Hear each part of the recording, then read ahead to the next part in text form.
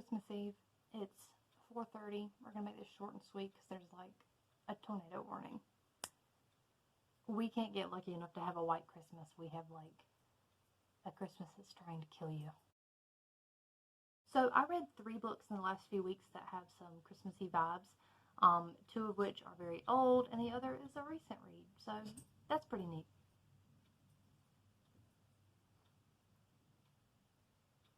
It just thundered. And I don't know if you know the old wives' tale, but the old wives' tale around here is that it thunders in the winter. In about 9 days you'll see snow, which I would appreciate because I'm tired of it being 72 at Christmas and then it's snowing in like March. The first book I read was The Life and Adventures of Santa Claus by Frank L. Baum. I think you can get this for free or like 99¢ on Amazon, and I recommend it. It was cute. It was very short. It is obviously written by the guy who wrote The Wizard of Oz. It is about the life and adventures of Santa Claus. I don't know how many people enjoy, like myself, those really old stop-motion Rankin Bass videos, but I personally love them and look forward to like the marathons of them this time of year. I'm an idiot.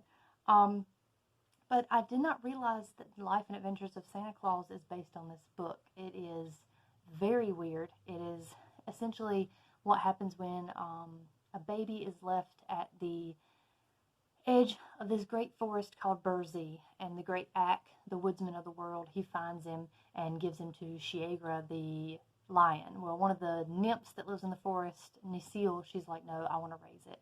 And she brings him into the forest, and that's a no-no because mortals can't be in there. And he lets her raise Claus, and Claus grows up and he tours the world with the great Ak and realizes that children all over don't live a privileged life like he does. And he said, okay, I will make it my business in life and my life's goal to make childhood in some way good for all these children.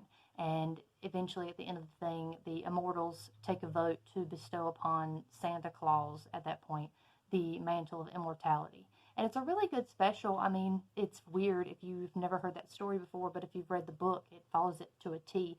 And it's interesting to read stories where people try to justify Santa Claus and find ways to make it a believable fact. And I just really enjoyed the mythology of this very short, like basically Christmas fantasy. The next thing I read was, of course, A Christmas Carol by Charles Dickens with my lovely frog people. And that is a very short book. I like classics. I like reading classics. I completely understand why other people don't, but I think that sometimes it's just because you haven't found classics that work for you. And I think that sometimes we read classics in school that disappoint us or that we are forced to read and we don't like. A Christmas Carol is a very good way to get into classics on your own time. It is very short. You already know the plot. You've probably seen versions of this 3 or 4 times, which if you're going to watch an adaptation, watch The Muppets. Just watch The Muppets. I'm not a stickler for authenticity for that, and Charles Dickens would probably love A Muppet Christmas Carol. But A Christmas Carol is really short, and it's funny, but you still get a taste of like classic literature. Also, A Christmas Carol really set up a lot of the standards that we have as tradition in our Christmases now. Christmas trees and having dinners with your friends and telling ghost stories, and it's just really, really nice to see those traditions take place when this book came out. At the very end, Dickens says that Scrooge knew how to keep Christmas well if any man alive could possess the knowledge. And essentially what that means is that you keep a Christian charity of spirit. And this isn't me saying you need to suddenly be religious. What I'm saying is the original idea of Christianity, of giving to the poor and making sure the needy are taken care of, like letting the widows move in with you, making sure children are taken care of. That is what Christmas is supposed to be, and that is what we were supposed to be all year round. So the themes of A Christmas Carol really just speak to you in that way, and I really enjoy it. Again, you can get away with watching an adaptation, but Dickens is hilarious, and there are lines in here that are just fantastic. So that was a really good, spirited read. Okay, the sound is probably going to get weird because it has just started pouring down raining, and it's still kind of thundering. So I'm going to wrap this up with the last book that I read. I just finished 2 days ago. In a Holidays by Christina Lauren, who is actually 2 authors, and I didn't remember that until I went to do this review, and they are Christina Hobbs and Lauren Billings. So Christina Lauren is 2 authors. In a Holidays is basically like Groundhog Day, but for a girl at Christmas time. I got this for Book of the Month, my first ever Book of the Month, and I really enjoyed it. I think I gave it 4 stars. I can see how people probably didn't like it. I loved it. It was filled with Christmas spirit. It was about this girl who's stuck in this loop because she thinks that she's supposed to be looking for a way to keep her traditions around. She ends up in the loop because she asks the universe to show her what would make her happy. And she thinks that means, okay, we've got to do everything exactly how we've always done it. We've got to make everyone happy here because that will make them want to keep the traditions around. And it's her realizing that that might not be quite what she needs to. I also thought the romance was really cute. I'm always a big fan of like lifelong friends into lovers and like mutual pining, but you didn't know it was mutual pining, and I really enjoyed that. I am a little bit disappointed in how much of the time loop there was. Not to give away any spoilers, but I guess if you want to avoid those, maybe just skip to the end of the video. I don't think she jumped back in time enough. She has the initial jump. She gets through about half a day. She does another jump. She gets through about another day and a half, and then she jumps again, and she's just fine. You know what I'm saying? Like, she does jump. There are, weird things that are not explained, and I do appreciate that they never went in and were like, this is why she did this thing. I don't need to know. I just know that magic happens at Christmas, and that's why.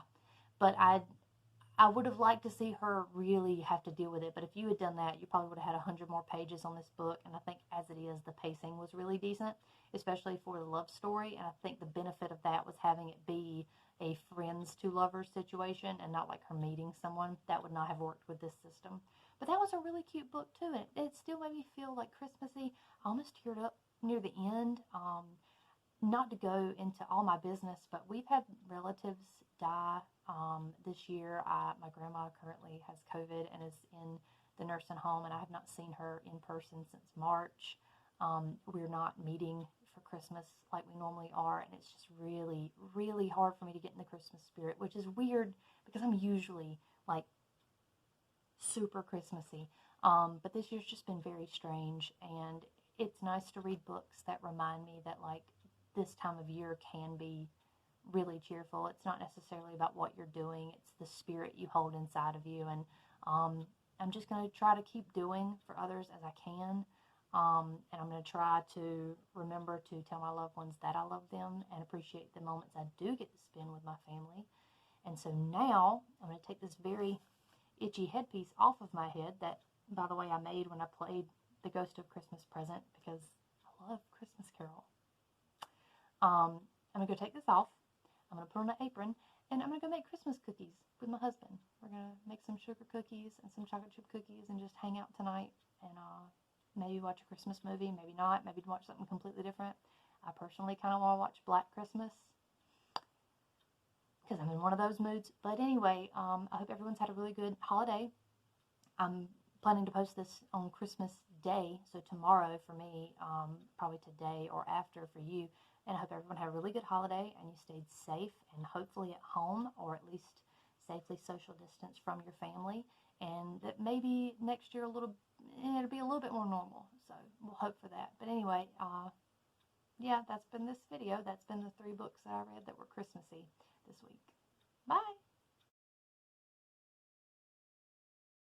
My mom originally was going to have us at the house, and then me and my husband were like, we're not coming, and my sister keeps texting me SOS messages as I'm recording this, so I just see little notifications coming up where she's like, please God, come to the house. I'm just like, no, I'm going to get drunk and make cookies.